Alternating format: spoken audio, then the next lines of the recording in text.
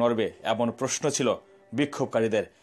এমনই বিক্ষোভের সময় এক পিতা তার আর্তনাদের কথাও জানিয়েছিলেন। চলেন শুনে নেই সেই পিতার আর্তনাদের।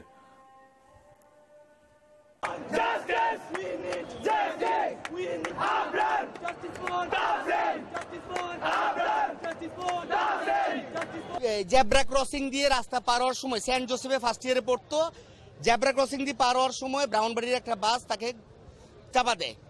কিন্তু একটা জেব্রা ক্রসিং করছে, জেব্রা ক্রসিং মানে কি সাধারণ? আমি জিজ্ঞেস করি সাধারণ মানে কি জেব্রা ক্রসিং? স্পিড ব্রেকার কোথায় এখানে? গাড়ি দ্রুত গতিতে আসতেছে, এখানে কোনো ট্রাফিক সিগন্যাল আছে? কোন সিগন্যাল লাইট আছে? নাই। স্পিড ব্রেকার আছে? স্পিড ব্রেকার আছে? নাই। গাড়ি কন্ট্রোল করবে কিভাবে? কোনো কন্ট্রোলের জায়গা নেই। ট্রাফিক পুলিশ আছে? নাই। তাহলে গাড়িটা কন্ট্রোল, ওখান থেকে যে স্পিডে আসবে কন্ট্রোল করবে কিভাবে?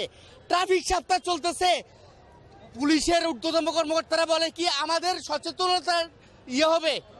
কত লক্ষ গাড়ি চলতেছে, কত লক্ষ বৈধ ড্রাইভার আছে পয়বার পত্রিকায় দেখেন। আমরা নইলে ঠিক আছে বুঝি না, কিন্তু আপনারা তো বুঝেন, আপনারা পরে দেখেন কত লক্ষ বৈধ ড্রাইভার, কত লক্ষ গাড়ি চলতেছে, কেমনে চলতেছে। 16 বছর 17 বছরের বাচ্চারা বাস চালাচ্ছে, ঠিক আছে। দুর্ঘটনা, বাস যখন দ্রুত গতিতে আসলো, এইটা দেওয়া হয়েছে কি জন্য? বাস এখানে স্লো করবে বা ব্রেক করবে। যাত্রী যখন দেখলো যে সাদা রং, আবার ব্যানার করা হচ্ছে জেব্রা ক্রসিং দিয়ে রাস্তা পার হন।